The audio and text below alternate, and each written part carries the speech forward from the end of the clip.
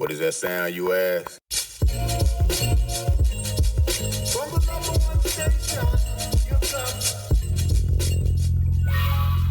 Welcome to the Rec Show podcast, a show dedicated to beatmakers around the world. Kick back, relax with the host, Gldnmnd.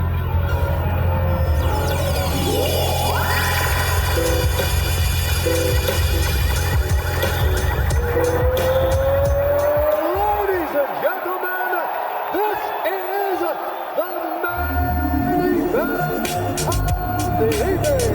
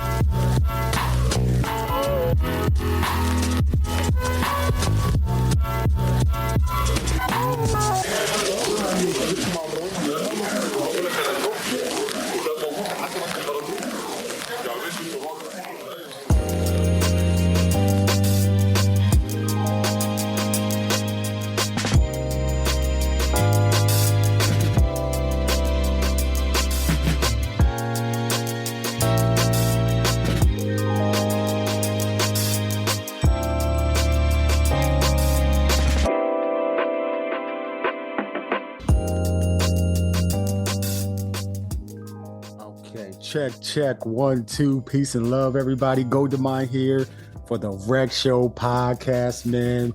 Welcome to episode, I think this is episode 112, and if I'm wrong, I'll go back and post editing and change that. But yo, man, we got a special surprise, man. No one knew this was coming, so y'all gonna be geeked out when y'all hear about my guest. But yo, 2 weeks ago we had the one and only DJ Boston, man. from roots and branches .org. So I need y'all to go check out that episode, man. Sacramento, California, doing big things, man. The way he thinks about his art, crazy, man. The impact, because he's a teacher, definitely even more impact, man. So I need y'all to go ahead and check that out on the YouTube channel, but then also on all the podcast DSPs.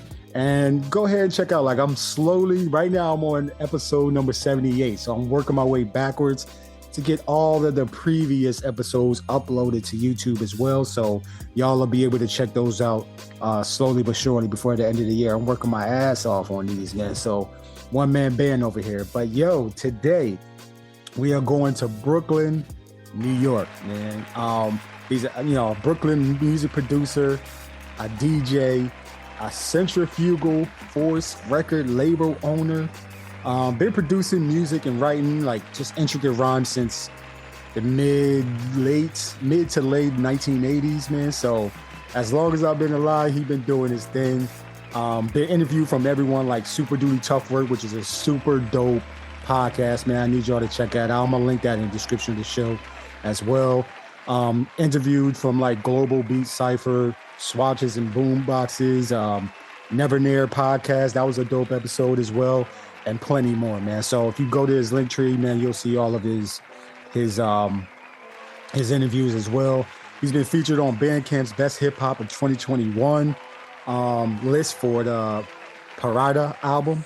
And then also, you can't leave this out, man. He's a member of the Addams Family with Alaska, Sip One, Paul, Justin Ard, Vast Ari. I hope I'm saying that right. Vast Ari, Vordul, Mega, and Wind and Breeze, which at one point had like 35 members, which is in the collective, which is crazy. That's unheard of. That's bigger than Wu-Tang, yo. But and then he's also released some albums, Beyond Human Comprehension, which is also available at the centeroftheweb.bandcamp.com, man. So he's a lover of hip hop. He's been in this hip hop game for a very long time. I know he's got the jewels. Y'all in for a treat. He's also an active activist who's been on the front lines. When we had this, just big protests and human rights. I ain't even gonna say civil rights. I'm talking human rights violations, man. So, he's seen some things. He's done some things. I need y'all to welcome the one and only Cryptic One to this show. Cryptic One, thank you for being on the show. Welcome. Oh man, thank you for having me. That was a long intro, man. I feel like I was learning stuff about myself. Yeah. That was dope, man. You do your research. I love it. Yes, sir. Yo, Mama said come correct or don't come at all, man. So that's what I do, man. So, yeah, man. So thank you for being on the show, man. How you feeling? How you doing today? I'm feeling great despite being on 3 hours sleep right now, but I'm here and yeah, for some reason I still have energy. So I'll probably crash the second this interview is over. I'm gonna hit the couch and pass. I got you, man. Thank you for giving me a little bit of your sleep time, because sleep time is super valuable, yo. Yeah, it's necessary, especially at this age. Yes, sir. Yes, sir. Yo, man. So listen, I only gave the listeners, man, the mutants of the, the beat verse, man, a little bit of your like, not discography, but your story, man, just everything you've been doing your biography. Is there anything that I've missed that you've done, or any other collectives that have been a part of, or anything like that? Yeah, man. I've been, like you said, I've been doing this for a long time. I actually calculated it yesterday. I've been making beats for 35 years. Wow. Which is crazy for me. So yeah, man, I've been a part of a lot of collectives. There's a lot of stuff you missed, not any slight on your research, but I've just been doing this long time. If you were to list everything that I've done over 35 years, that would probably be the whole podcast. Right. So you hit a lot of major points. Addams Family was a big chunk of my history. Still cool with those guys. I was with Just One Art last night, actually. What else have I been a part of? I did the score for a documentary called Adult Rappers, which came out in mid 2000s. Which I think I don't want to say must watch because I don't like telling people what to do, but I think it's valuable for anyone it's about rappers, but even if you're a beat maker, anyone trying to make music your career, kind of talks about, I guess, blue collar rappers that were doing it for careers, because there was a period where I was just living off of music. And it sounds glamorous, but it's not. Yeah, what else did you miss? I don't know, man. I make beats mostly now. I still rap. Sidechain Society is something that I'm a part of proudly. Shout out to Stolen Drums for putting that whole thing together. So yeah, man, that's pretty much it. I guess we could fill in the blanks with questions and stuff, but yeah, I don't want to take up the whole intro rambling about everything that I've done. Yeah, I'll definitely left a lot out, just because like you said, 35 years plus of doing your thing, man, MCing and, doing scores and albums, and man, that's, yeah, everybody says that they want to do music. They want that to be their full-time job. But I don't think they understand what goes into making that happen, making that a reality, that the time that you have to spend, the energy, the monetary resources, your energy resources, you know what I'm saying? Like, what is it that has kept you doing this for so long? Just to clarify, I don't do it for a living anymore. I have an actual job, mainly because of what you said, of how stressful it is to be a full-time musician. And the problem I had with that was it started affecting my art, and this is my therapy, man. Like, this keeps me sane in an insane world. So this is my outlet. It's not even a choice at this point. This is what I have to do.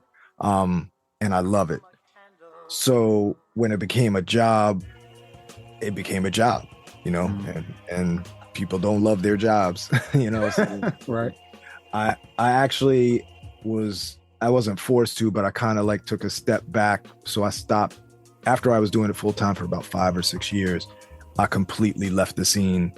I just cut music out of my life because it was so stressful. So I didn't make music for like 4 or 5 years. And then when I decided to come back, that's why I mentioned that film. That was instrumental in me coming back, the offer to do that. And it was just kind of, I made a promise to myself that I was going to do this only if I was enjoying it. And the second I stopped enjoying it, I take a step back from the business side of it and get back to what I love doing. And that's just making music and sharing it with people. So I try and find a healthy balance between the business and the art. But I want to lean more towards the art. And it's an endless struggle, man. It's every day I have to kind of remind myself, like when I get stressed about some business things that I didn't handle, I got to remind myself that this is supposed to be fun first and foremost. So yeah, that's where I'm at.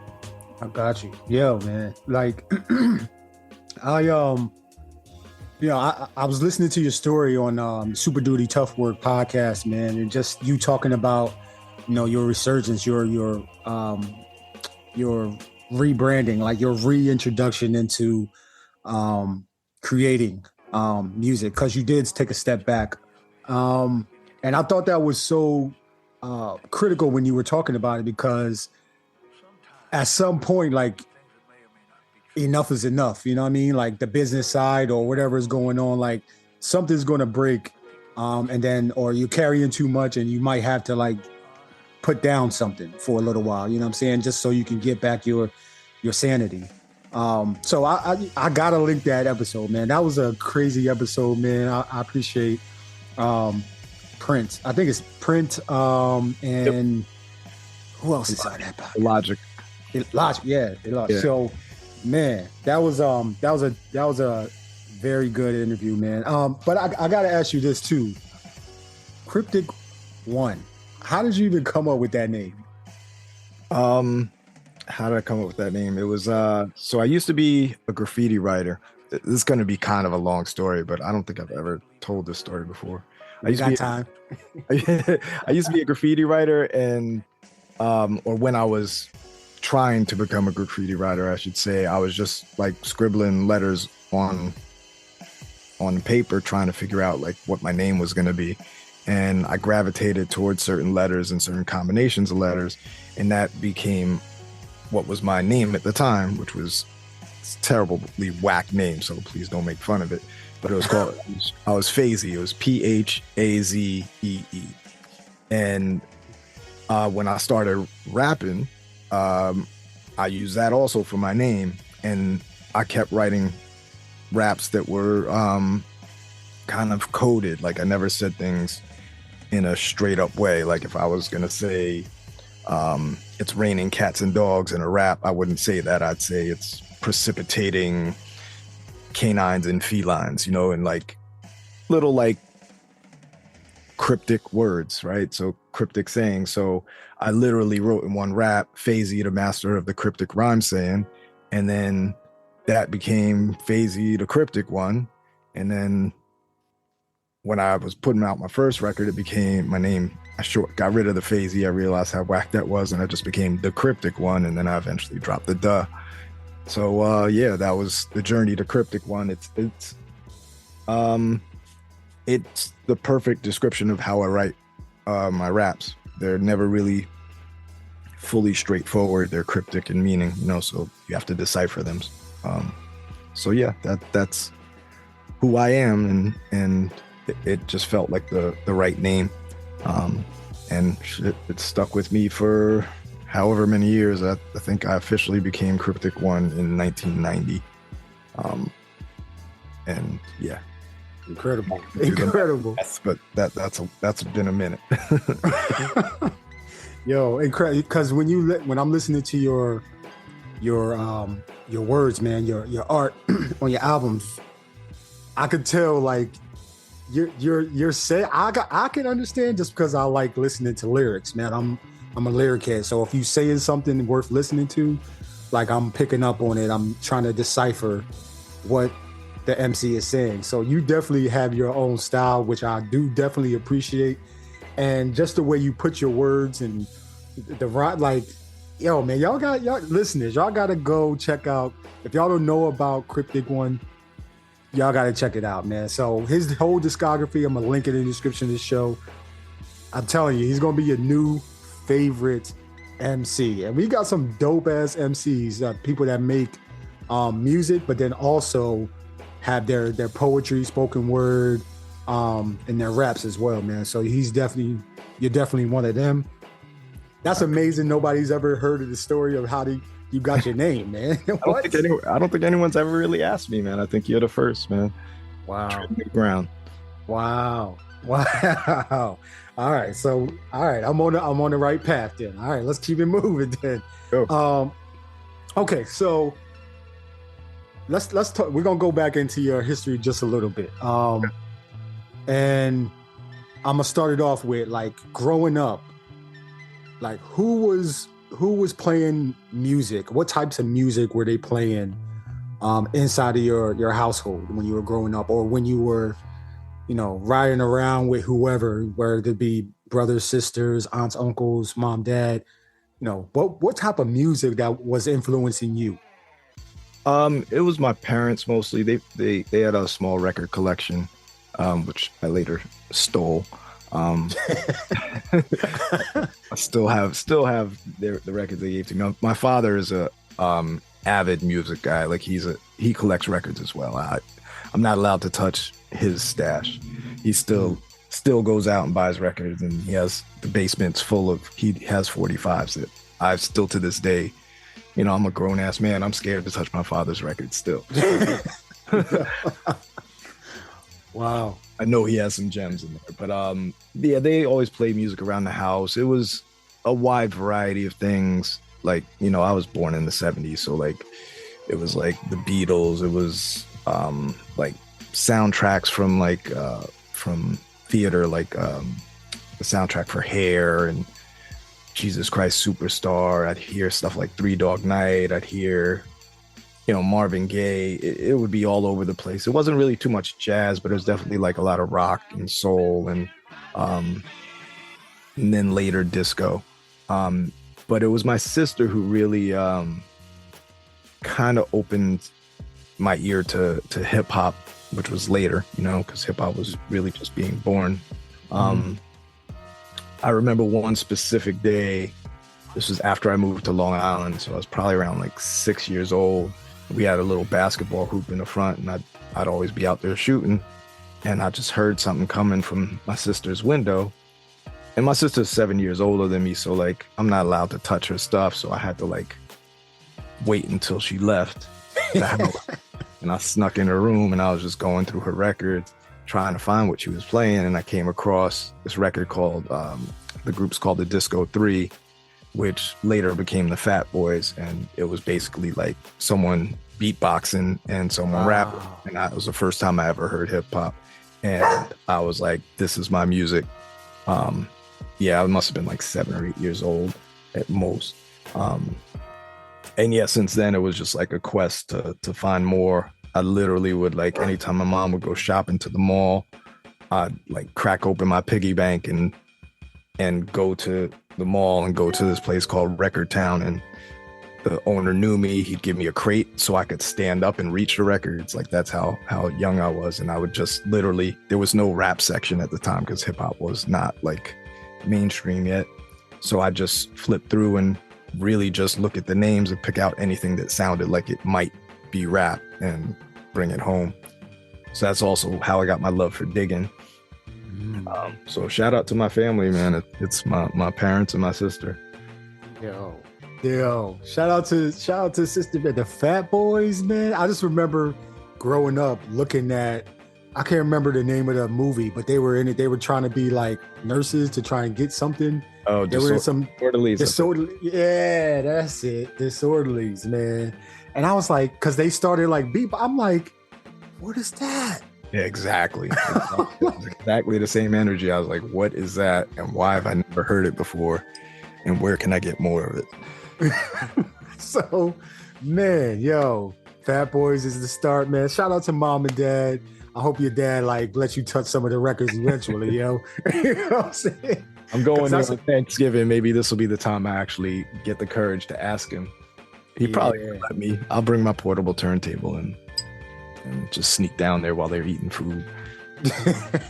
So he has his own like listening den, like where he listens to his records and stuff.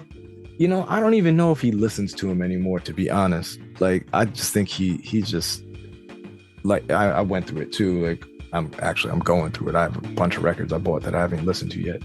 I think he just likes collecting them at this point. He listens to a lot of the stuff that he couldn't find digitally, so he's discovered that. And you know, records take up a lot of space, but he's still, you know, he has a couple turntables. He has. So I don't know if he actually makes time to listen to him. I got to ask him next Thursday. Man, that's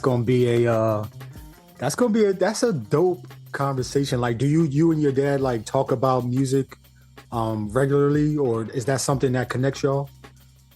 We don't really talk about it much. We used to go digging together. That was kind of like a bond. Like in Long Island, I'm sure they have in other places there, but there was a specific record show that we used to go to. It was like in this kind of big warehouse, and there would just be vendors, you know, a bunch of vendors, maybe like 30 to 40 vendors selling all types of vinyl. And I would just go, and my father would know, like if I was looking for specific records, I'd give him the titles and the years and the label and stuff. And if he came across it, he'd pick it up for me. So that was kind of our bond, but it was never really a bond about the music because I liked different music than he liked. I later became a lot more open-minded about music, but he was super into doo-wop, and I was at the time super into like, you know, soul, funk, jazz, that sort of lane.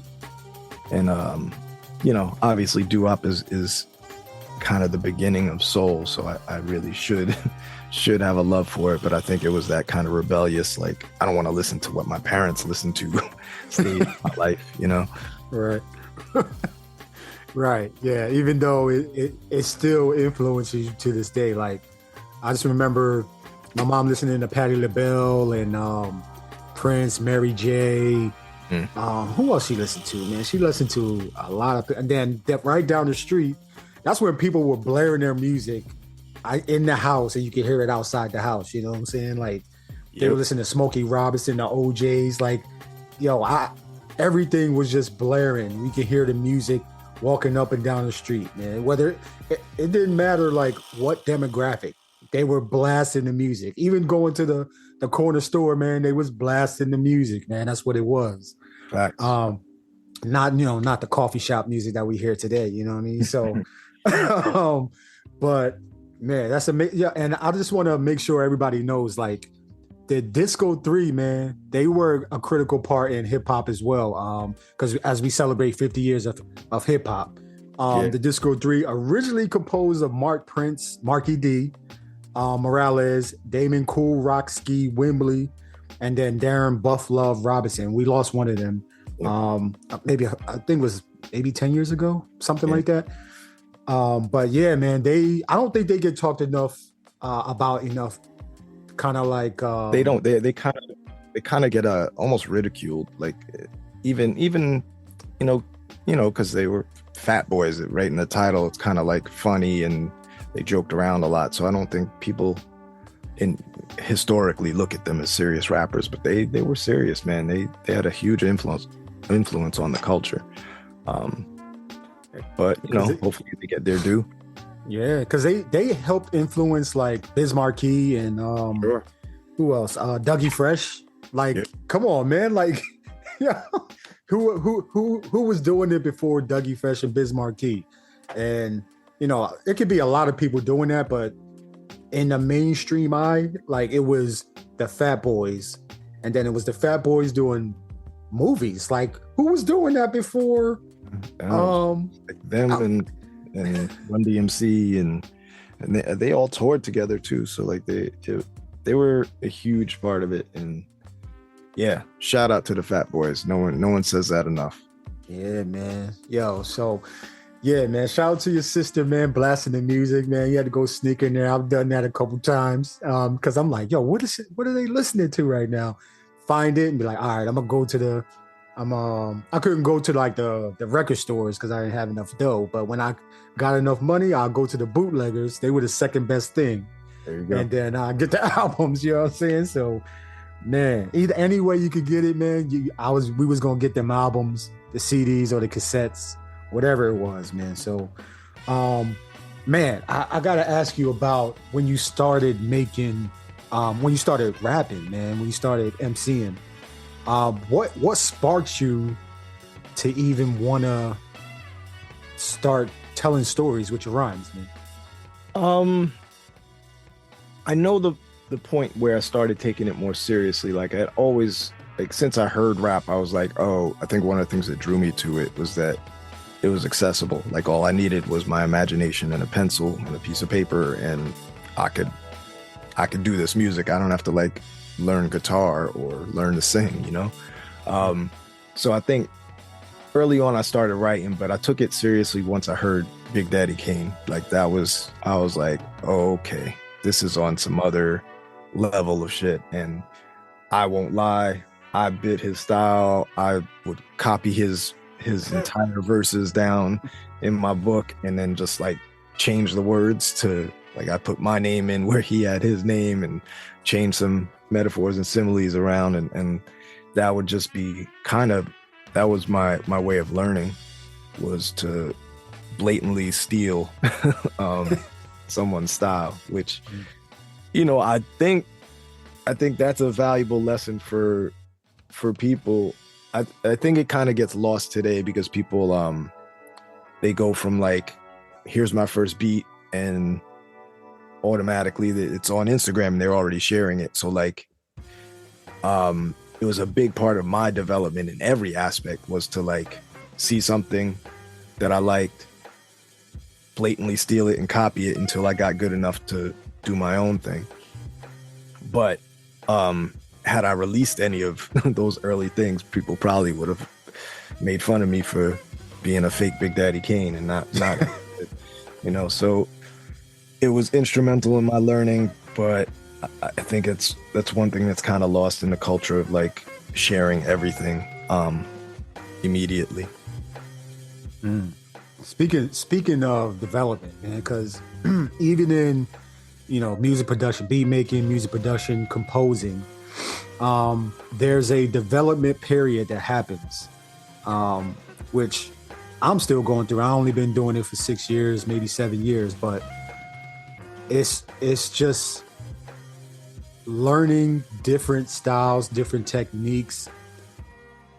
What would you say like would be the best way for either MCs or beat makers to properly develop themselves to be the best that they can be before, you know, they put out music? You know what I'm saying? Like, I'd say it's the same. It's like anything, man. Like the best way to get good at things is to do them, right? Like I had this conversation with someone yesterday. Like when I first switched over to Ableton, I had the push and I didn't make a beat on it for like 7 months. It's just sitting here. I'm like, damn, did I waste my money? Like, what am I doing? And all I was doing during those 7 months was watching YouTube tutorials and reading the manual. But that didn't really help me learn anything. What helped me learning was turning it on and making some really whack beats for a while and then getting good at it. So I think the key to developing is just to make music, make bad music. Or, you know, like I think that's one of the things that people get caught up in. I still get caught up in it. And you said that you're still developing 6 years in. I'm 30 something years in and I'm still developing. The stuff I make today is different than the stuff I made last year and the year before that, just because I am always trying to either, like, I hate using the word, but I'm trying to be better than the last version of myself. And the reason why I hate using the word better is because it's all subjective, right? So, you know, it's the big key that I would say in developing is try and be kind to yourself, your current self and your past self, so that your future self can develop. Which is hard because sometimes I listen to stuff I made 10 years ago. I'm like, oh man, what was that snare? That snare too loud. What was I thinking, man? Or, you know, and it's hard to turn that brain off. But at the same time, I got to be kind to myself and be like, oh, there were some good ideas there. I just didn't have the skills yet to develop them. And now I do. So now I won't make that mistake. But I'll make other mistakes. And I don't know who gets credit for the quote, but I use it a lot. I say it's important to fail forward. So just realize you're going to make mistakes. You're going to make errors. Not every beat is going to be your best beat, but that's what you have to do. You have to keep making stuff until you hit the gems. Yo, you giving them crazy gems right now, man. Be kind to yourself, man. Listen, man, we here with Cryptic One, man. Listen, he giving y'all jewels. I hope y'all picking them up, everybody. Internets, make sure y'all listening, man. Yeah, man, that's one of the things I had to learn too. Is, you know, be like, I didn't know about certain things when I was just first starting, and I did the same thing, man. When I bought my my groove box, my machine MK3, it sat there for 8-9 months. And I was just on YouTube, just watching stuff. And I wasn't really like, it was in there, but it wasn't really sinking in until I actually applied it and really just did everything, hit the buttons, turned the knobs, messed with the, you know, the DAW and, you know, all that type of stuff. And then, okay, let me put something out. And then I listened to it in my headphones. It sounded a certain way. But then when I take it, burn a CD, take it to the car, I'm like, oh, Mhm. Okay, I gotta adjust this, adjust that, trial and error, man. So like you said, fail forward, man. That's all this life is, man. It's just Yeah, exactly. And it applies to everything. It's not like it's weird how we expect to be good at it right away, just by reading a book or watching a video. It's not like, let's go to basketball. I'm going to read a book on basketball and then jump on the court and crush everybody. Like, it's just not, you got to be out there. You're going to suck for a few years before you get good, man. And sucking is a bad word, but like, you got to learn. And the best way to learn is just jump in head first.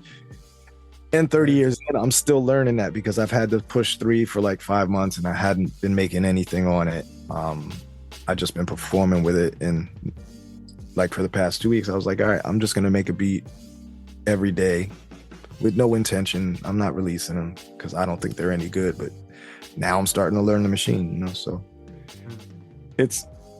I'm constantly learning and relearning the same exact lessons over and over throughout my life. right.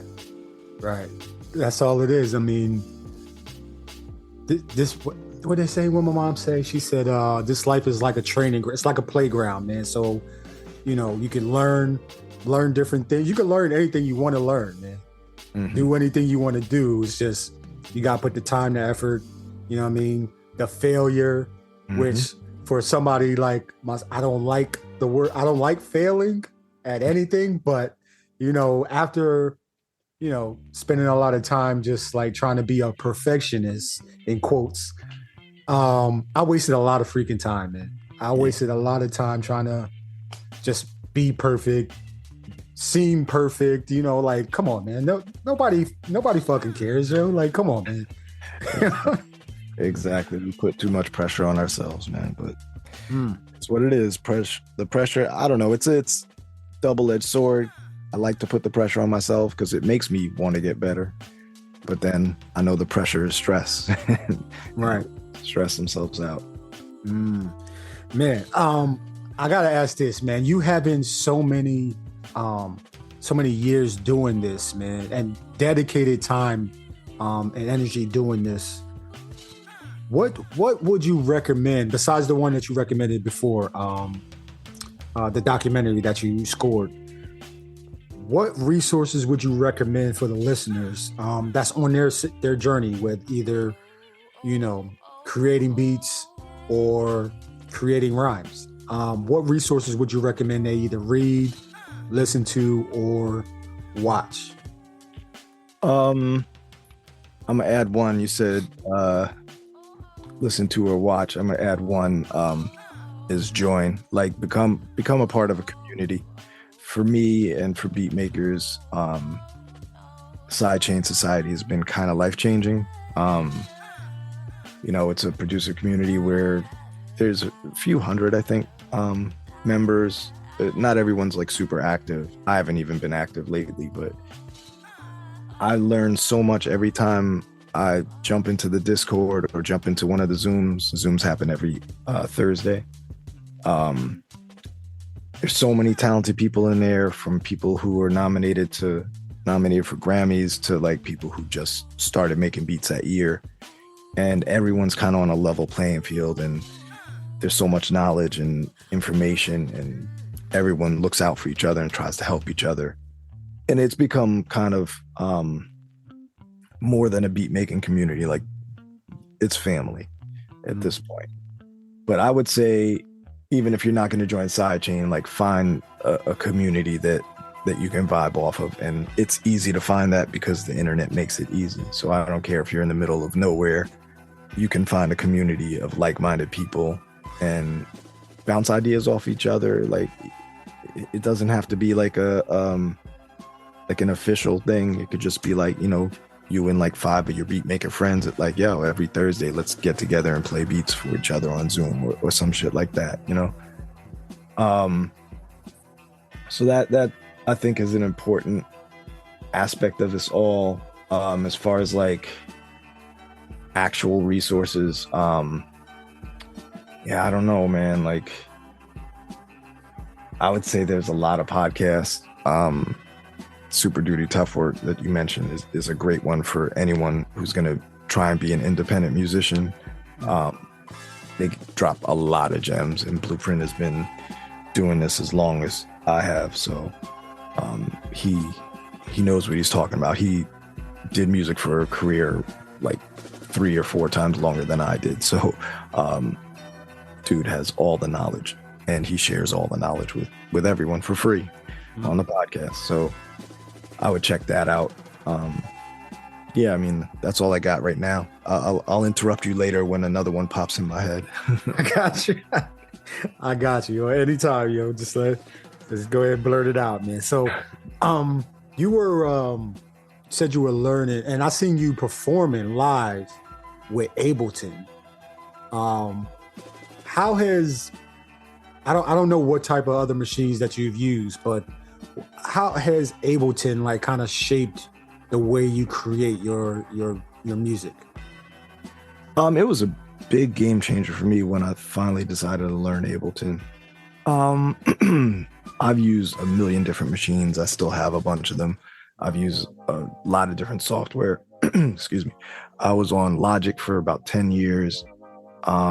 And then when I got the Push 2, mainly because I just wanted to start learning finger drumming. And I just like the way the pads feel on the Push. So I was like, okay, now I got to learn Ableton. And to be honest, I hated it. I hated it when I first got it. And not the Push, the hardware was great, but I did not like Ableton. I didn't like the way it was set up. It didn't make any sense to me, to be 100% honest. But then once I sat there and made beats on it every day and forced myself to learn it, I saw the beauty of it. And for me, Ableton, it's the one piece of software that I'd say kind of morphs itself to whatever workflow works for you. Whereas most other things, you have to kind of adapt to their workflow.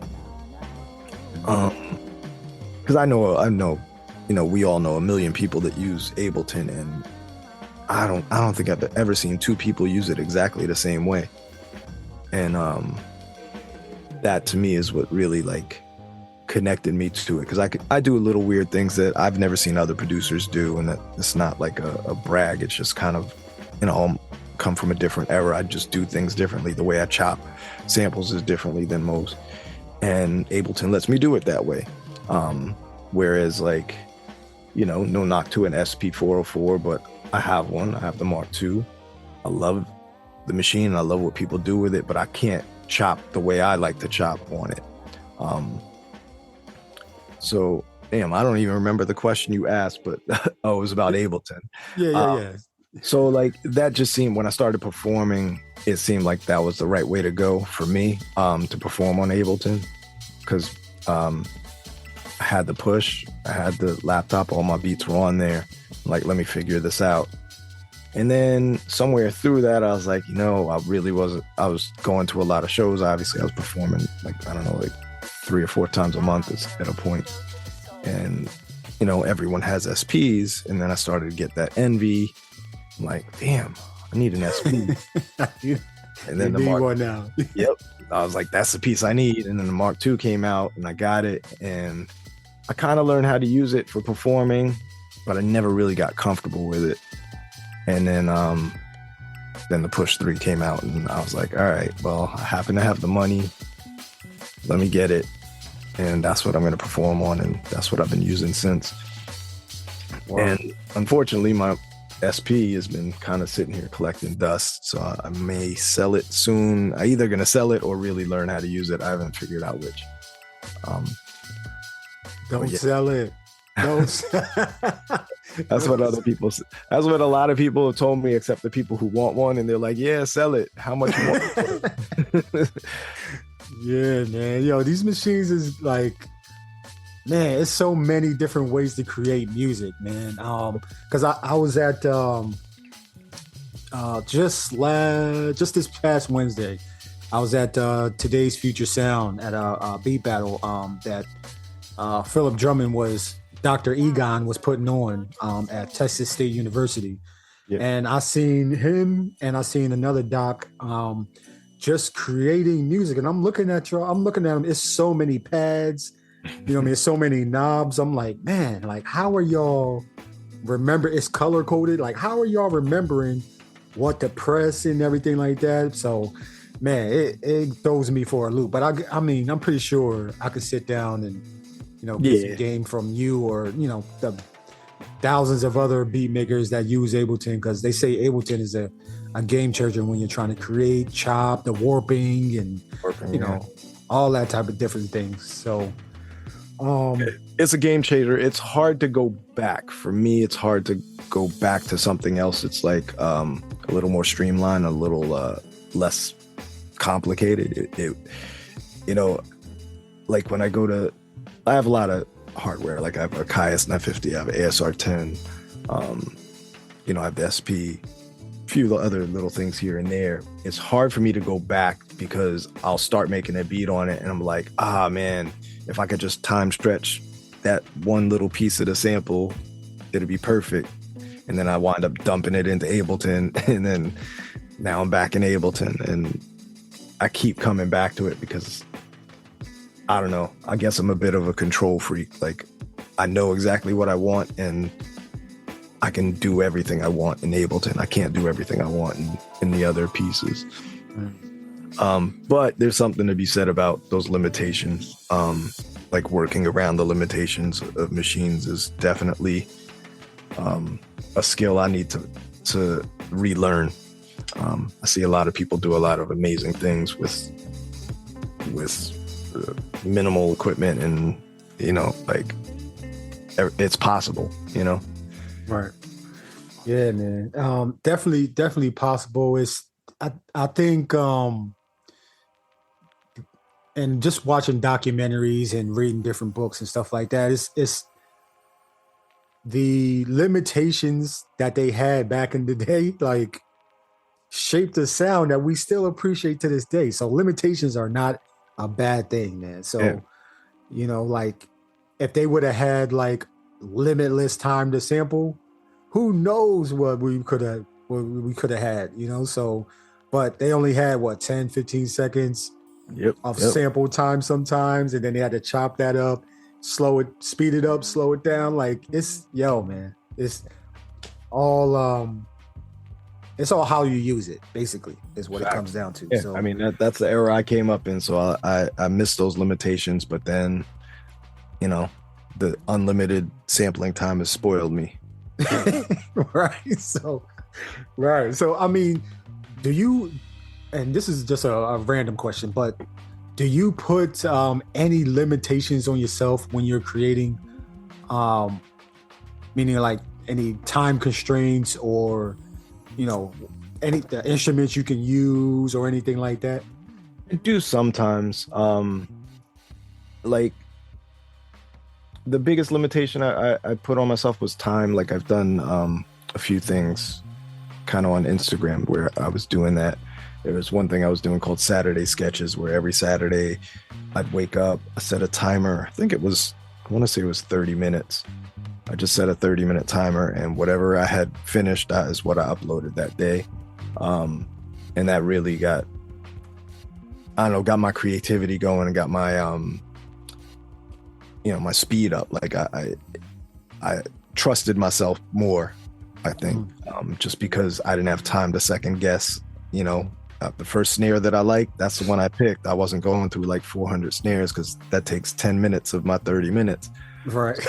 So, it's like you learn to like kind of just go with your instincts and gut feeling as opposed to thinking about things too much. So that was super helpful lesson, and I really want to get back to doing that. Plus, it's we're all adults at this point, so like time is very valuable. So if I could cut down the time that it takes me to do something, like, mind you, these aren't like fully sequenced out long songs, with mad change ups, but 30 minutes knock out a good idea that I could flesh out later. That was the shit for me. Man, yeah, I saw that. I think I saw that. But I'm reading it slowly. When did I see that, man? That might have been a few years ago when I saw you doing it. I saw Flo Obama start doing it. I saw Jay Philp start doing it. And I was like, you know what? Let me time myself, man. And then you're right. It does speed up your decision making because you don't have time to mess around and just like, maybe I can try this. I mean, no, this is what you have. All right, you got the sample, chop the sample. You got the drums. All right, pick your drums, make the drums, shape the drums. Okay, put it together a little bit. All right, 10 minutes is up. All right, on to the next one type of thing. So you could always go back and change it. But like, I think getting out a lot of ideas quickly and stacking them, I think it's a great process. Works for me. Right, man. Man, and speaking of process, man, I always, because I'm about to start talking about your music in a second, but I just wanted to ask this, like, what do you do when you first sit down in front of your beat machines or your keyboards? Like, what is the very first thing you do or think about as you're about to embark on the creation journey?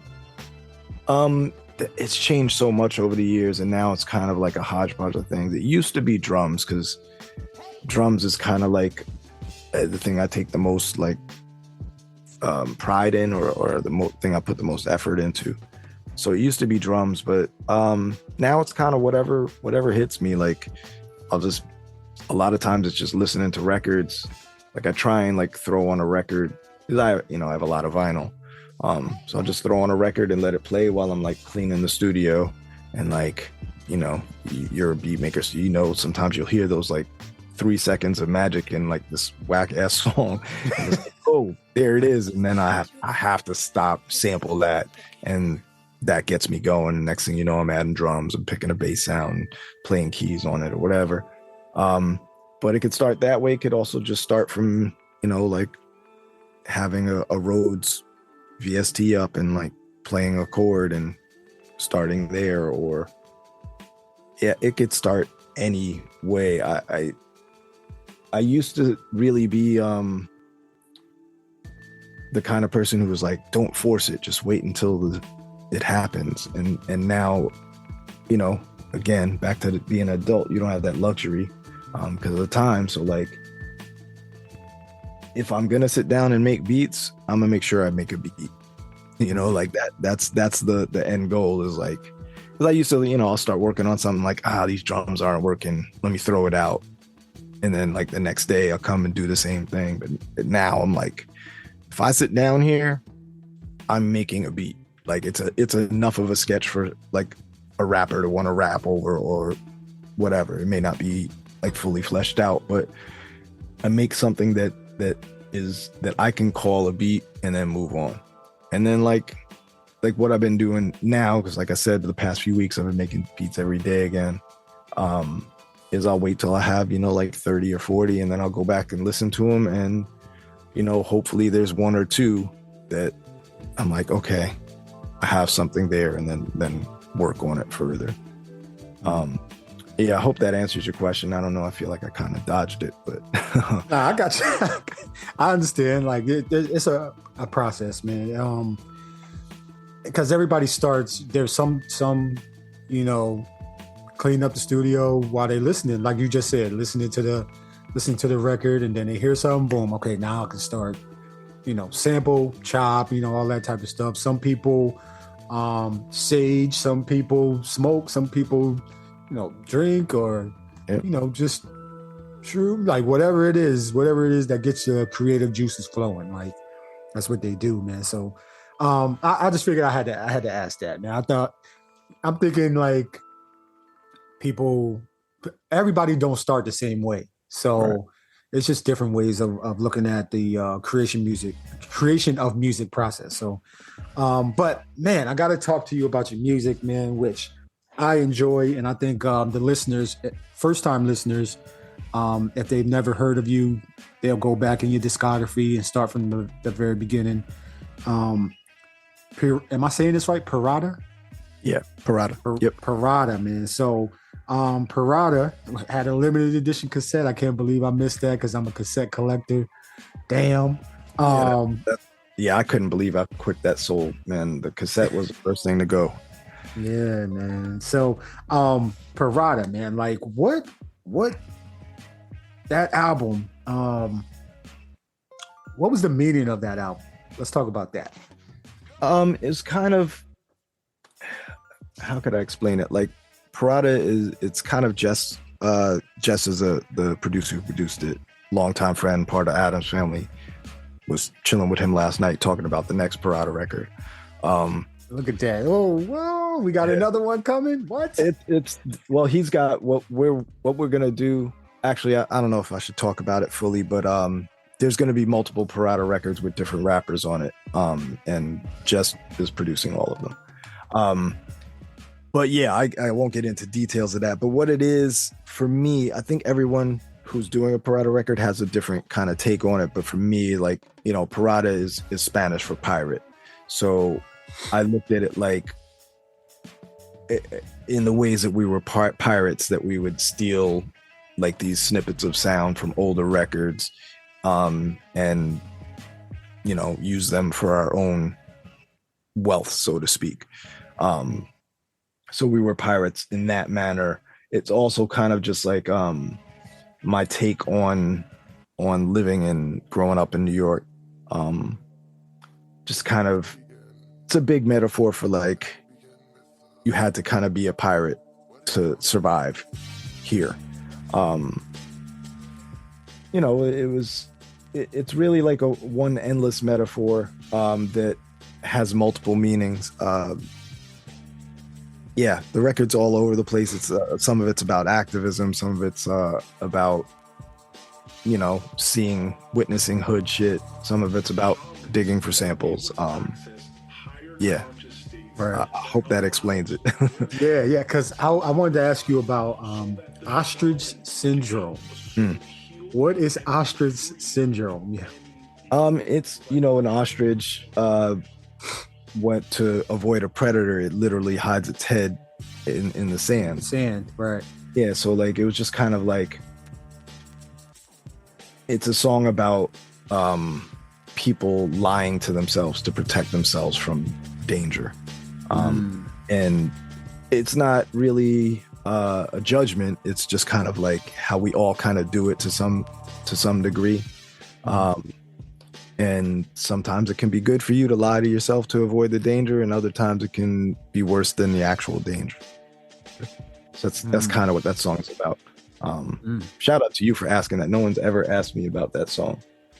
Yeah, man. Like I said, you know, I'll be listening to the music, man, and then I listen to the lyrics, man. So I was, you know, I understood it, but somebody that may not be up on your discography will be like, whoa, like ostrich syndrome, and then it's going to get them thinking, let me go listen to this song. Man, and then they start, you know, just noticing things that, you know, people do. And sometimes it's out of survival. When they had that ostrich syndrome, you know, it's like out of survival, or if they do act like you do, like who's an activist, you actually do something, and everybody's not going to be able to do the same thing. Some people's revolution is music. Some people's revolution is, you know, marching. Some people is political. Some people is cooking. Some people's, you know what I mean? Like everybody's revolution is different. So yeah, I just figured I'd ask about that. But this is a dope album, everybody. So Cryptic One's discography, again, is going to be linked in the description of the show, man. So go ahead, click the link, man, and just take a ride, man. Take a journey.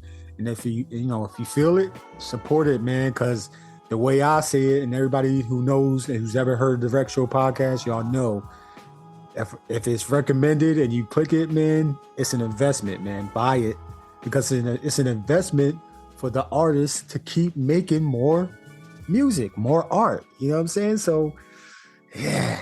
For sure. Yeah, man. And you're an entrepreneur. I gotta say that too, man. So you had the PIRATA hot sauce, the T-shirt with the bundle, man. Like, man, I've never seen anybody have their own album-related hot sauce before. Like, where did that come from? I love to cook. I make hot sauces, and when people come to the crib, like sometimes we just have people over, you know, friends, and I cook. I love to cook. To me, that shit is like making beats. And, you know, I'll give them a hot sauce. They're like, yo, what is this hot sauce? And they're like, yo, you should sell this. And I'm like, So that was the idea for that. But also, like, I try with every release to have some sort of unique merchandise, just to kind of like set it apart. The people who support me, they kind of, I don't know if they expect it, but they definitely support it. And, you know, just kind of my way of like being creative in another way, and tie it into the music. Like for the next physical release, like we haven't talked about my album New Beginnings, which that's the beats. So it's like 37 instrumentals. It's been out on Spotify for a couple of years, all streaming, but I have the vinyl now and the cassette and the CDs. I have them like literally here. I have to like get all the marketing stuff. But the unique thing that I did with that is I made my own incense, because I burn incense at the house, and I was like, I wonder how hard it is to make my own incense. And I researched it. I'm like, all right, shit, I could do that at the crib. And so yeah, there's gonna be incense sticks with the next album. So scientists, he's a marketing genius, man. Gotta add that to the man. Man, I just like, I like to learn new things, man. That's really what it is. And we have so much access to information now that when I was growing up, I didn't have there was no, YouTube didn't exist yet. So like the fact that anything I want to learn how to do, I could type it on a computer and suddenly have like 100 videos showing me how I can do it. I'm like, okay, let's learn to do shit. Right, man. And as you're talking about New Beginnings as well, which I think I remember the story of you telling me about the album cover where you took, I think you had a camera, but then it was some type of device that you had to where it made it look like it's like a 360 degree view or something like that. Yeah, it's a 360 camera, which I've been using those for about, like maybe 9 or 10 years now. But they're getting more popular. The technology is getting better. But it was just one day it snowed a lot, and I'm in Brooklyn. I'm lucky enough. I don't know if you can hear my dog barking. She's going crazy. It's all right. It's all right. It's all right. She hears something. Yeah. She's a good protector of the equipment. But yeah, so it snowed a lot. It snowed like a little over a foot, and I went in the backyard. I'm like, damn, I got to take a picture of this. And I was like, I'm just going to get my 360 camera. And I took the shot. I took one shot. Usually I take like, 10, 15 to try and get the right one. But I wasn't even intending it for the album cover. But the second I uploaded it to the computer and looked at it, I was like, oh, this is the album cover. Right. This is it. I don't even know what the next album is going to be, but this is going to be the cover. And it kind of worked out because the whole concept of New Beginnings was, it was on January 1st, and I decided every Friday that year I was gonna release an instrumental song. Like, I didn't want to call it a beat because like most of these beats have like progressions and change ups, and like I consider them songs. So I was like, every Friday I'm gonna do it, and at the end of the year I'm gonna collect them together and call that an album. And I didn't do it every Friday. I missed some Fridays because life gets in the way. But I think I did 39 or 40, and then I could only fit so much on the vinyl, so I had to narrow it down to 37 of them. But yeah, that was the whole story behind that and the picture. Shout out to 360 cameras. If you're not familiar and you want some like interesting, cool, unique content, they're getting a little more popular now, but I would look into one. And matter of fact, hit me up on Instagram because I have a couple, and I'm probably gonna be selling them soon. Yeah, man. Yo, I was looking at the car. I'm like, how did you even capture all? And then I just remember you saying about the 360 camera. I'm like, wow, it really. It's just it looked like you're looking up. It looks like you're looking up, but then everything is surrounded. Like it's like an fishbowl or eyeball type of view. But man, it's that's a dope cover, man. And then I've been seeing you recently and talking about the physicals coming out. So physicals are already ready to go, ready to ship. They're ready. I just been, to be 100% honest, I've just been kind of lazy getting all the marketing stuff. This is that business art balance that I was talking about. Like I was stressing out because I like build a website for it and all this other stuff. And I do 90% of the stuff I do myself. So I was stressing out about all the business stuff. And I was like, okay, I need to take a step back. So for the last 3 months, they've been sitting here, but it's time to get them out in the world. I spent the money on them. It's time to make some money back, hopefully, because you definitely don't sell records that are just sitting on a shelf with no way for anyone to get them. I've sold a couple at shows, so shout out to everyone that comes out to the shows, man. That's been my lifeblood for the whole year, pretty much, performing. Yeah, performing. And congratulations. I know you have a lot of like milestones on your music too, but FYSM just turned 10 years old.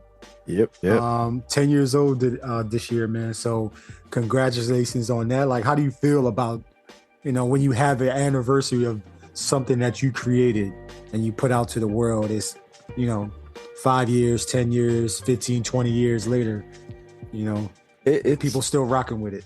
Yeah, that's the thing that really like that touches me, is that people still fuck with it, or people just now discovering it and they like it. Yeah, man, like, sometimes we get hard on ourselves and like, man, I could do things better. Why isn't this working out? And then you get a DM from someone that's like, yo, man, congrats on FYSM, man. I gotta tell you that this one song or this one line really spoke to me. Like that's everything to me, man. That's keeps the battery in my back charged. Shout out to anyone who's ever gotten anything from my music, man. Y'all are everything. Yeah, that's what it's about, man. Just man, I can't remember who just talked about this, but they said if you're making music, don't make it to be like self-serving. Make it so other people can take something from it, and whether it's inspiring or just helping them get through their day or whatever. But at the same time, you get that release of creating and then expressing yourself. But it shouldn't be self-serving. No, I thought that was major. It is. That is a great gem. It's kind of cool that it's really like a cycle, like I sit here and I make the music, then I give it to someone else, they listen to it, and then they tell me that they got something from it, and that gives me something to make more, and then just keep that energy flowing, Yeah. Man. One of my favorite albums that you have created, the Anti-Mobius Strip Theory, man. And we'll talk about it real quick as I know time, but man, I just thought that was a very, very introspective album, if I can say that. For sure. There's a lot happening in this album, man. Can you go into like what made you create this album, and just write the way you were writing on this album? Because you have guest appearances as well too. So yeah. For that album, with A$AP Rock, you got on there, man. Like, come on, man. That's the homie, man.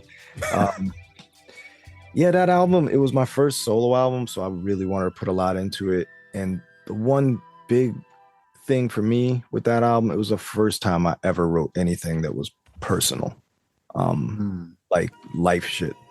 It used to just be rapping or rap, like bragging, or do creative things with the bragging, or tell stories or like that. But like actually getting into like my real life and my issues and problems and depression and put that into song, it wasn't really done much back then, and I definitely had never done it.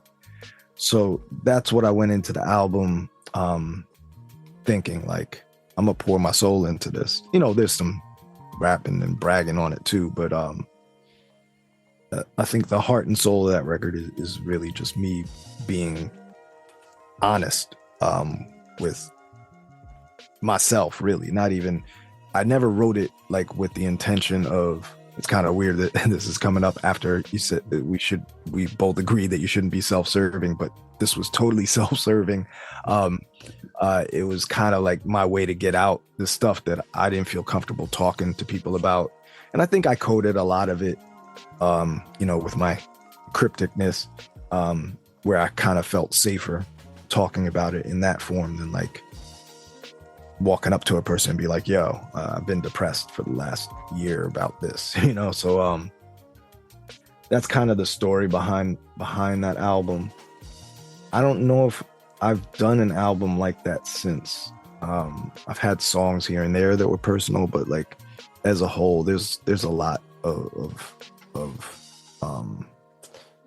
deep, for lack of a better word, deep traumatic things that have happened in my life kind of contained in the lyrics on that one. Yeah, you definitely, anybody that goes to listen to it, as we're talking about, you can research it and listen to it on your own time. But yeah, man, I definitely felt the real life, lessons and, everything that was going on throughout this album, man. So that's why it's one of my favorites, just because, everybody's going through something. There's nobody on this earth that's not going through something.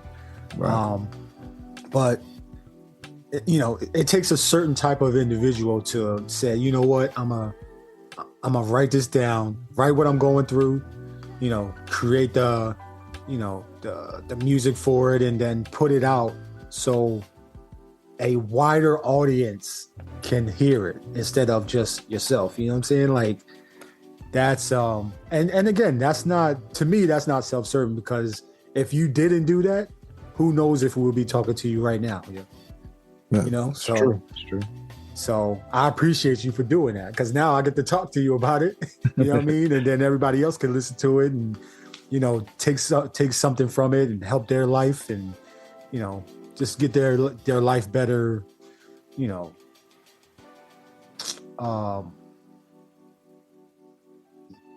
we'll go on for the next one, but next question. But yeah, man, I just enjoy that. I enjoyed that album when I listened to it, man. So, thank you. But man, your showcases, man.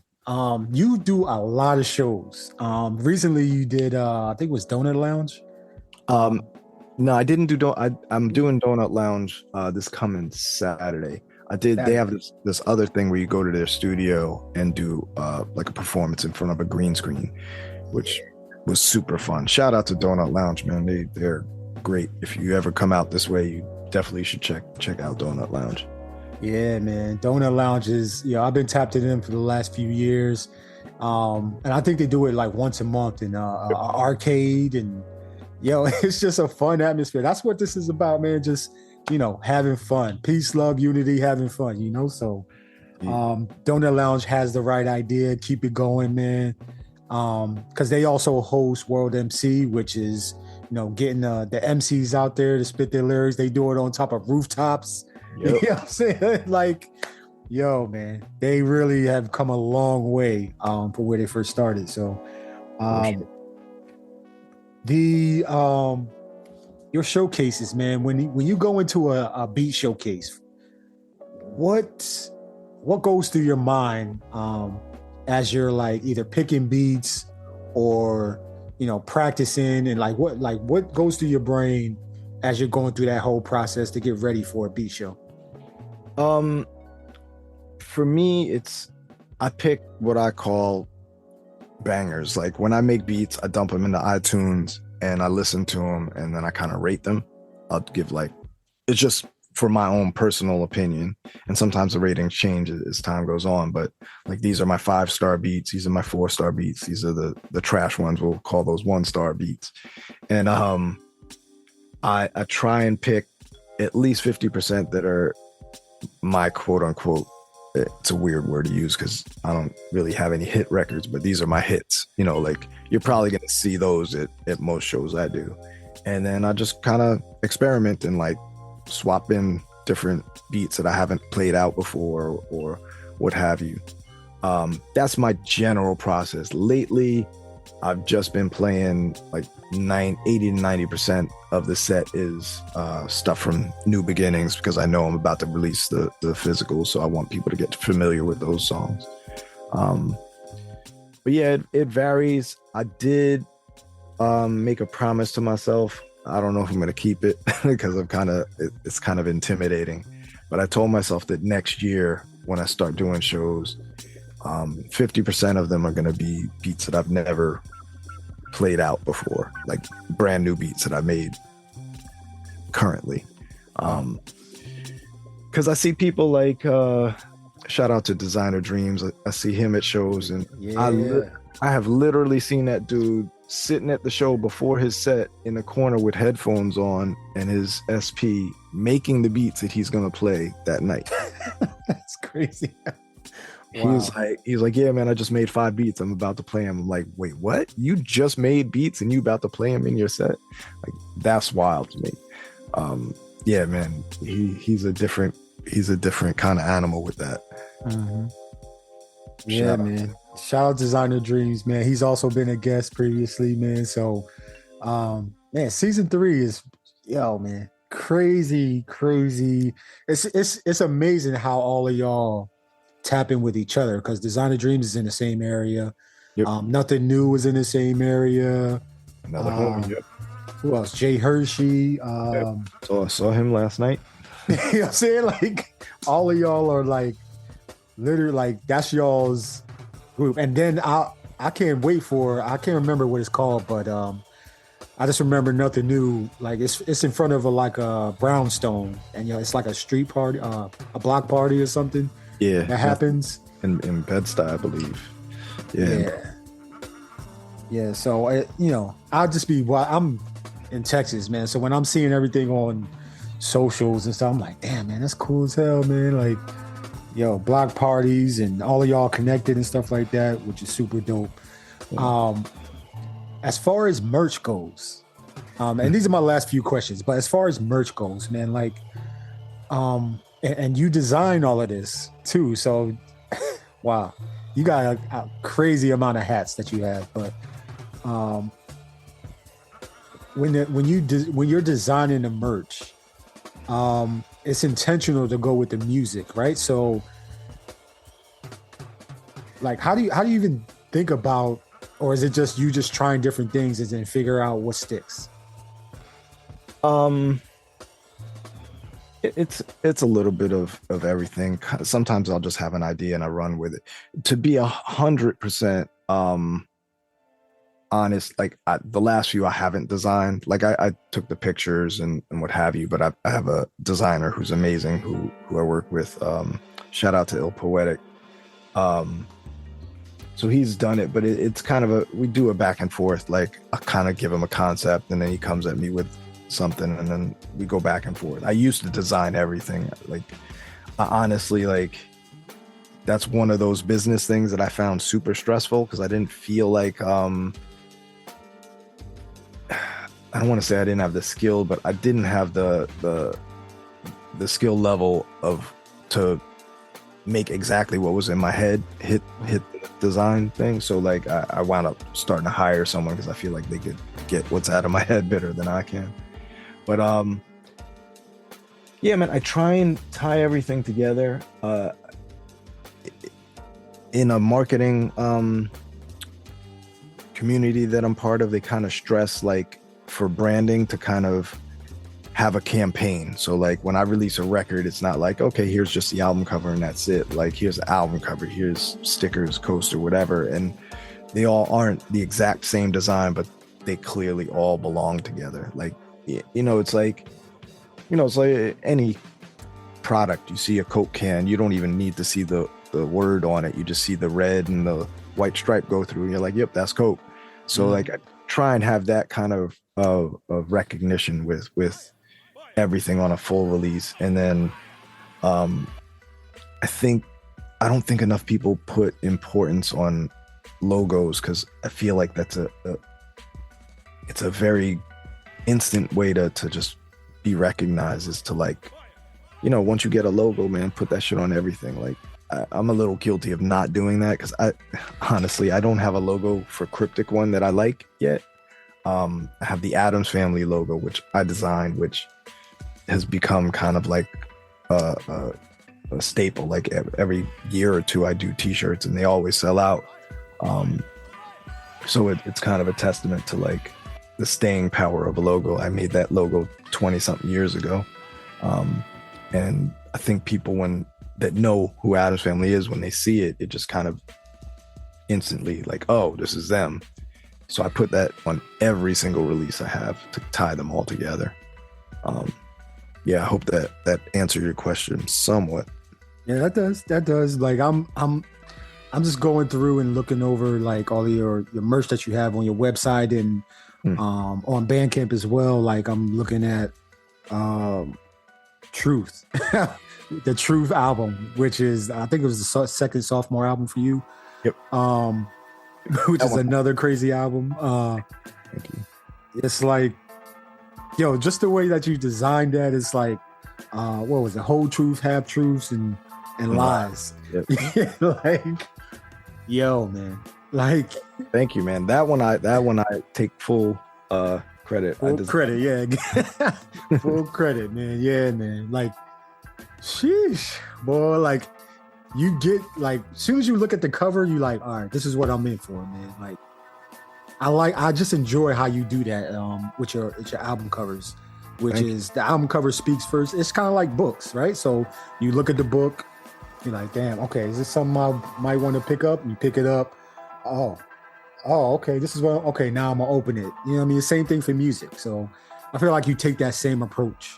Yeah, I think what seeped into me is because the first however many years of me digging for records, it was all about the album covers. Like that's how I look at the year and like, okay, it's 72. I kind of like that era.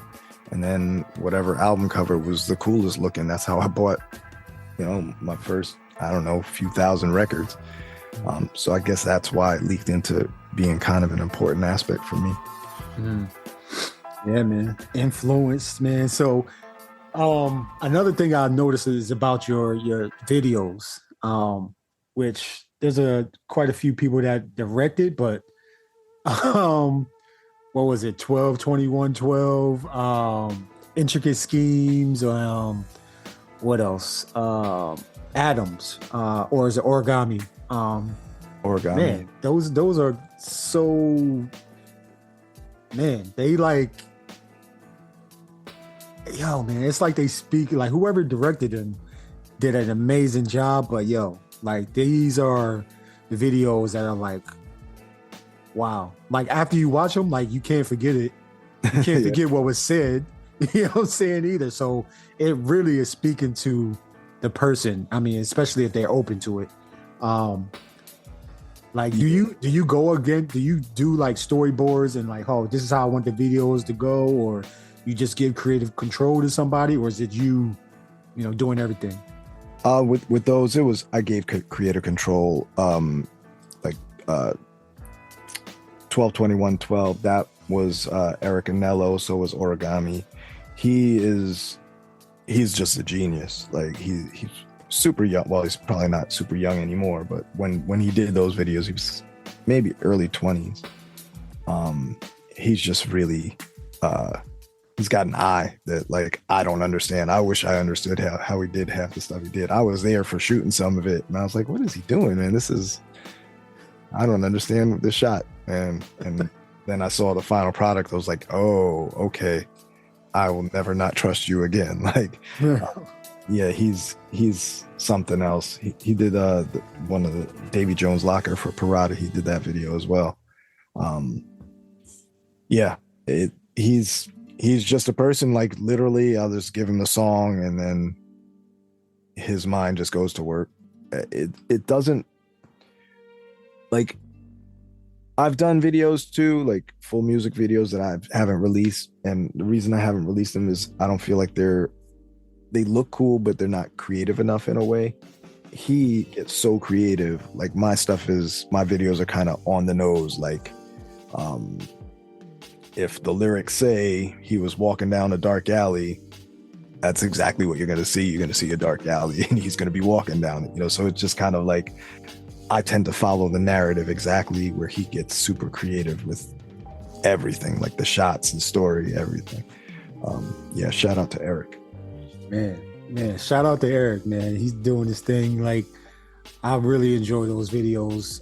And I'm gonna link a couple of these in the description as well, so people can see what we're talking about, man, because you got to see it firsthand. And then that's gonna make you go into the album, listen to the, you know what I mean? So it's just a rabbit hole you're gonna go down. So be prepared, internets. But okay, last few questions. Like the man, and no genres off limits. I haven't asked this in a couple weeks actually, but if you had to, who would be your like your superheroes for music creation? David Axelrod is probably my favorite producer of all time. He's kind of like, you know, he's a mostly jazz producer. And I would say he's my North Star, obviously with more of a hip hop twist, but I feel like he was making hip hop before hip hop was hip hop. Because his drums feel like, you know, the sample drum breaks that we used to always use. So he's number one for me. Who else? For rapping, Doom is top 3 for me of all time. He just always did things that impressed me and made me question things. And yeah, shout out to Doom. Rest in peace. And I was lucky enough to do a remix for him, kind of in his prime in like 2005. So that was an incredible blessing. I wish I would have got to work with him, but wasn't in the cards. But I was blessed enough to get that remix out on vinyl. Who else? I know like the obvious choice is Dilla for 90% of the Beatmakers I know, and the reason why I never say Dilla in these questions is because like he didn't have as big of an impact on me as a producer because I was already making beats for like 8 or 9 years when Dilla came on the scene. I appreciate Dilla, obviously, incredibly talented, but like he was never someone that I like. Earlier we talked about how I mimicked and stole from Big Daddy Kane. Like the producers I mimicked and stole was like Marley Marl and Pete Rock and Premier and to a lesser extent RZA. But Dilla kind of came after when I was already kind of like developing my own style. But Dilla's that dude. There's no denying it. Another superhero would be Prince Paul. Q-Tip was very influential to me. Yeah, I'm gonna leave it there because I'll probably just run down names for the next hour. Right, there's so many, you know. There's a lot of incredibly talented musicians out in the universe. Yeah, shout out to all of them. Yeah, and we recently just lost 45 King. So, did he have an impact on you as well, or? Yeah, for sure, man.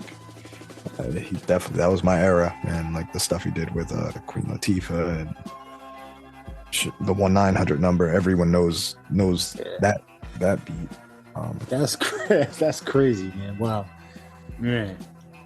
I was a kid listening to that song, so I was like, "What?" I didn't know who made it. I'm thinking, you know, like a Pete Rock or DJ Premier made that, but nah, it was 45 King, yo. So and he still play that joint in clubs today and still gets the crowd going. It's kind of crazy. Man, his memory will live on, man. So rest in peace, 45 King. So, you know, as we 2023 is about to come to a close, what should the internets look out for from Cryptic One for the rest of either 2023 and then going into the new year 2024? Well, right now it's shows. I got a show December 9th in Brooklyn. I got a show at Donut Lounge on November 25th. It's a Saturday, the last Saturday of the month. And I think there may be one more show in December. But other than that, I'm trying to finally get the physicals for New Beginning out before the end of this year. Fingers crossed. Other than that, there's a lot of projects I have, but it's kind of hard to know what's next because none of them are finished. I do have a rap record that's like 80% done, which is the third part of a trilogy of records called The World According To.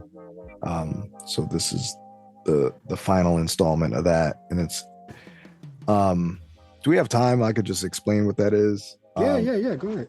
Yeah, so like the first World According To was literally I just kind of did a similar time limitation thing. It was like, all right, every week I'm gonna make a beat, I'm gonna record a verse, and I'm gonna shoot a video and upload it to Instagram by the end of the week. So I did that for I don't know, maybe like 9 or 10 weeks straight. So then I had all these verses recorded, and some of them I added another verse, and that's what became the first album. And then the second one I kind of did something similar, and the third one I started off doing something similar, and then I started getting in my head like, man, I want to make this better. So I've been kind of sitting on it for a couple of years now, but yeah, I have all the artwork's done for it. I have the ideas for the merch already. I just need to get off my ass and finish the actual music side of it, which is funny that that's the last thing. But yeah, I have maybe 2 more songs to write, and then it's done. So I'm hoping to get that out in first quarter or second quarter of next year. The other big thing that's happening next year, it's the 20-year anniversary, crazy, of Anti-Mobius Strip Theory. And I'm gonna do something special with that. I don't know what yet, but it's most likely gonna be physical, because I mean, I still have vinyl here of that, but I want to do like a special anniversary edition where I'm probably gonna put like music that didn't make the album on it, because I still have songs from, you know, I released that in 2004, but I made it in like 99 or 2000, most of the songs. So it's a long ass album. It's literally 72 minutes, I think. Whatever the limit was you could put on a CD. I was like, I'm gonna use every second. And yeah, so like I had other songs I wanted to put on it that just couldn't fit. So maybe I'll figure out a way to release those. But yeah, I think that's most of the plan that's set in motion. Other than that, a lot of shows. I throw shows as well. A show called Digital Dust. So I want to throw more of those, but I really want to get out of the position of performing at every one of those, because I don't know if you've ever thrown shows before, but it's stressful enough to throw a show, but then have to perform and wrangle all the performers and handle the marketing and the flyers and, you know, video and sound. Like, it's too much for one person, man. I don't know why I do it myself, but yeah, it is what it is. So that's another big thing for next year. I'm trying to build a team. So if anyone in New York City, beatmaker or not, that wants to be involved with throwing shows, hit me up. I'm gonna be 100% honest. There probably ain't gonna be no money in it for a while, because I ain't making no money doing that shit. I'm doing that shit strictly to get people on stages and get try and build this community up even more than it is. The community here is really dope, but I sense that that it could be bigger, and I want to like do whatever I can to like help people have a bigger and better scene than I had. Yeah, it's bigger. It's not about the greed. It's about the dream. You know. So, yeah, I get it. Building and connecting with other creatives, man. That's. I mean, I know a lot of people put a lot of emphasis on, you know, getting paid when you performing and stuff like that, but just connecting at these events and, you know,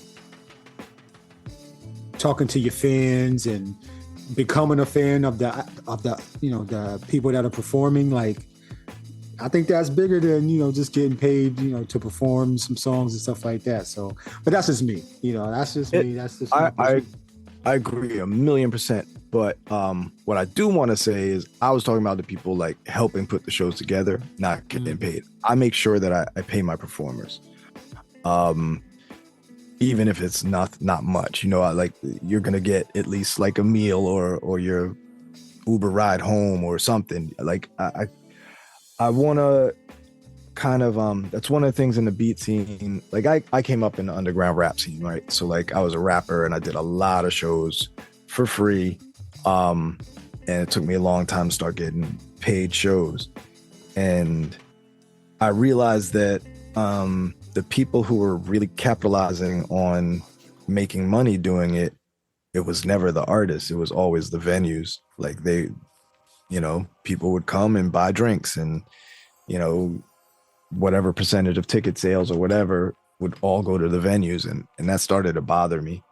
So I'm like, at least let's throw the artist a bone, like something. And I just kind of want to, that's one of my missions for next year, is to kind of change that narrative and like get other promoters on the same page to like, if you can, break your artist off a little something, you know, like, and help it grow until that little something becomes a bigger something. And it's got to start somewhere, you know, and I'm all for doing free shows. I do free shows. I did a free show last week, Donut Lounge. I don't get paid for that. But the shows that I throw, I want to show people that it's possible to get a little bit of money doing it. And I'm hoping that people follow suit. And, you know, the free shows are a necessity. But there can also be paid ones too. So yeah, let's get paid, y'all. Let's get paid. Yeah, man. Okay, so how can you know the internets tap into you? You know, where can they find you? You know, any websites, things like that. The website, I feel weird calling it a website because it's really just my store at the moment. It's crypticone.net. That's ONE. One is spelled out. Cryptic's like the normal way you spell cryptic, no like K's or anything. It's CRYPTICONE.net. Then the main place where I'm active is Instagram. It's Crypt Uno, which is Crypt_Uno. That's the main place. Then, you know, if you search me on Spotify, Apple Music, or Bandcamp, you'll find me on all of those. I'm phasing out the merch on Bandcamp, trying to just sell digital stuff there because all the merch is just going to be from my website. But yeah, those are the main places.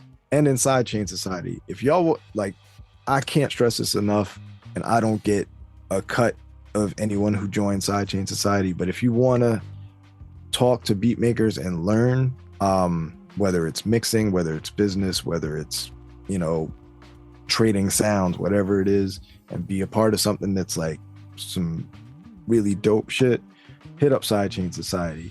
Like we've gotten to the point where we've done a couple of like producer retreats, like earlier in the summer. In Atlanta, we got like an Airbnb, and there was like, I don't know, 10 or 14 producers in a crib just making music for, you know, like a week or two. And then Controller Eyes happened. You got to play there, and I've been doing this for a while. That's been one of the biggest life changes for me is being a part of Sidechain. So shout out to Sidechain and everyone who's a member, and especially Stolen Drums for putting it together, giving us a space to be nerds together. Yeah, to be nerds. Yo, it's all right to be a nerd, man. We all that's all we all is nerds anyway. We keep learning, you know what I mean? So yeah, shout out to Stolen Drums, man. I've been seeing, like, they came to Japan a couple years ago, and I was supposed to go to the show, but I had to work that night, so I missed them, man. It was right before COVID happened too. So, but yeah, man, one day I'm gonna make it down there, and so we can I can, you know, try and be a part of that festivities, because it just looks like an incredible atmosphere. So to be a part of. So yeah, man. Well, Cryptic One, I want to say thank you for your time, and thank you for continuing to just evolve into, you know, doing so many different things, expressing yourself, but then also just giving it out to the world, whether it be, you know, something that you're not feeling too good about, or some of the stuff that you are feeling good about. You express it, you put it through song, you put it out there to the world, and I guarantee it's, you know, it's helping people, whether they send you a message or not. It is helping people, man. So I really appreciate you.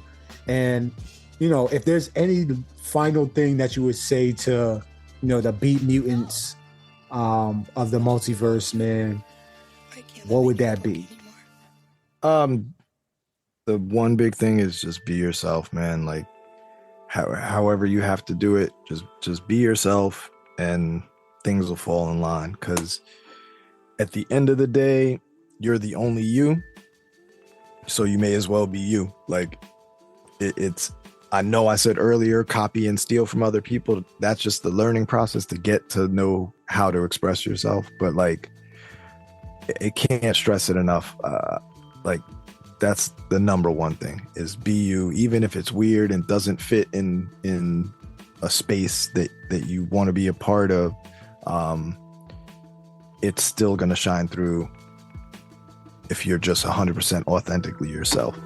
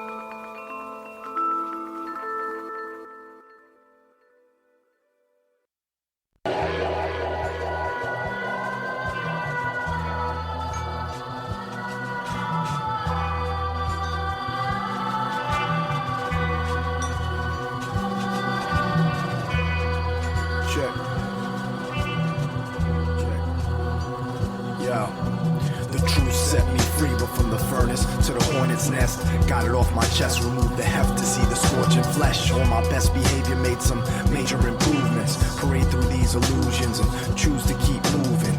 Crunch time, sorry to bounce before the punchline, but out in these front lines, doubt is a love crime. Pout till it's lunchtime, encourage the nourishment. Sometimes courage is overrated. Masses, asses to mules. Cash sets the rules, but unravels all the spools of the thread before needling, teetering, propped up on the ledge of deceiving them.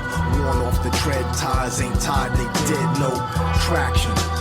Icy floor, crashing, only see that passion directly after he's cashed in. Won't tell you how to live, so don't tell me how to die. Just tell me what I want to hear and lie, lie, lie. Just tell me what I want to hear and lie.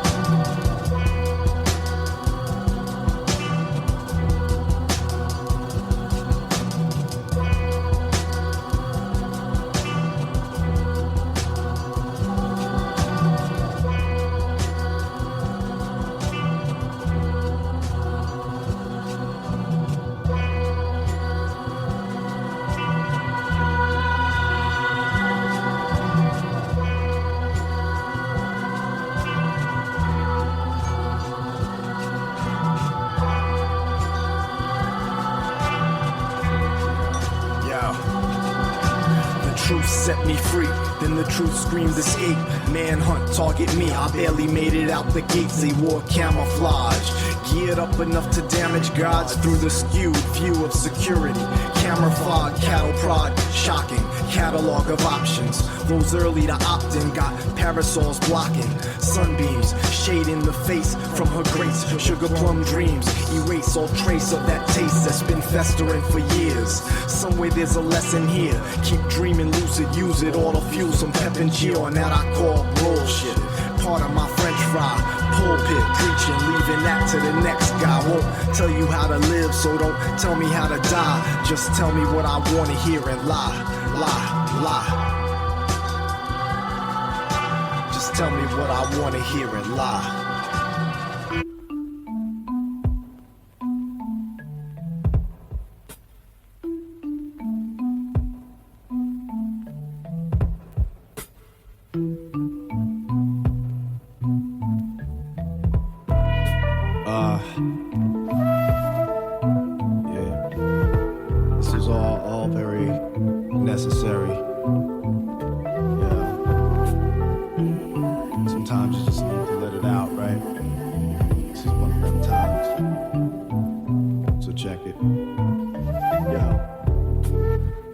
This is one of those apology songs where I apologize to all the loved ones I done wrong. Pardon me a sec because that list is tight long, and I don't know where to start in these matters of the heart. To those that pump the same blood, fam, that's you. That love for your mom and dad don't always shine through.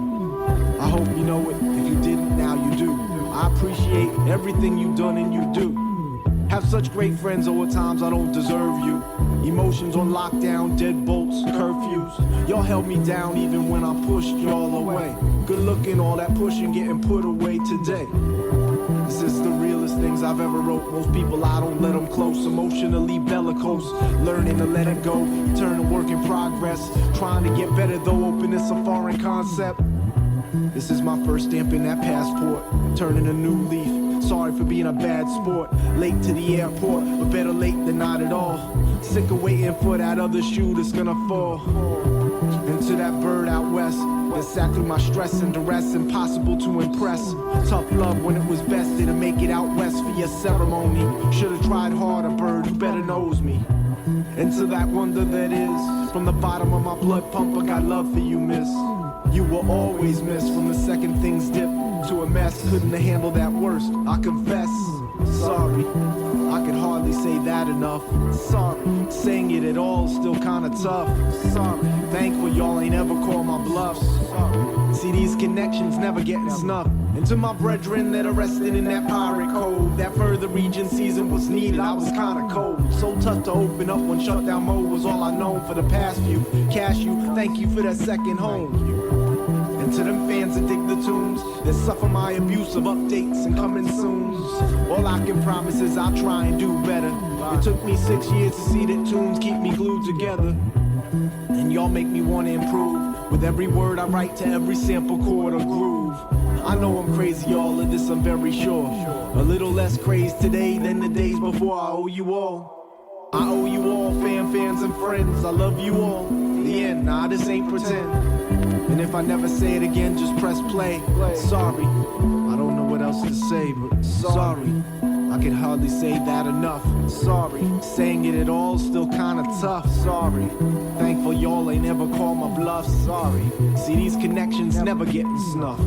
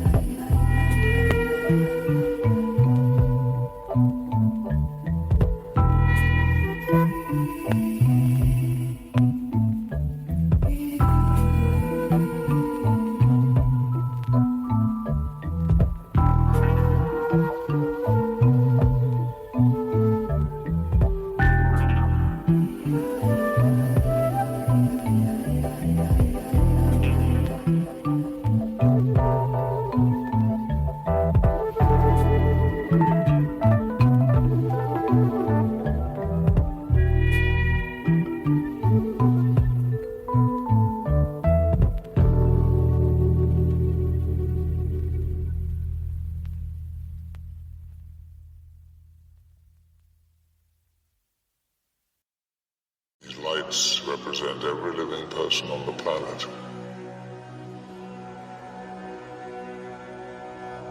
The white lights are humans.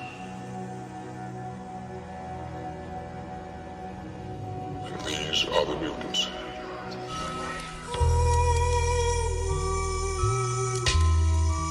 They tell like younger kids or other producers like that's cheating, you can't really be sampled, but bro, like when it comes to this producing shit, you can do whatever you want. You've been listening to the Rec Show podcast. Be sure to subscribe, like, and leave a comment. Remember 3 things. Believe in your music. Take care of your mentals. Become the best version of yourself. Until the next one, Gldnmnd signing off. Peace and love, yo. To be the best, you got to work overtime. To be the best, you got to work overtime. These young boys getting better. This is not like the NBA where you can retire. Like this is, you have to keep